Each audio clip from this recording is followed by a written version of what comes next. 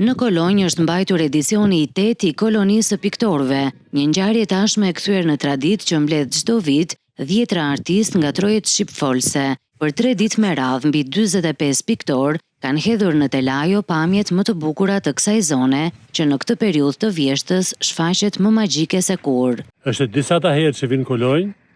Kam ardhur në Koloni, po kam ardhur privatisht sepse Kolonja mua më pëlqen shumë. Çdo vit që vim është shumë e bukur se vite tjera. Edhe vim me shumë dëshirën e madhe për të hedhur disa momente shumë të bukura këtu në telajet tona. Kolonja ka plot peizazhe të bukura. Fillojmë që nga Erseka, që nga Qafeqarit e deri në Leskovik, ka peizazhe fantastike. Është shkëlqyer vjeshta. Kolonja është gjithmonë e shkëlqyer. Vim me qef. Sot kam zgjedhur këtë peizazhin e bukur këtu. Ka hapësirë, ka ngjyrë, ka lëvizje. Vjeshta është shumë e bukur.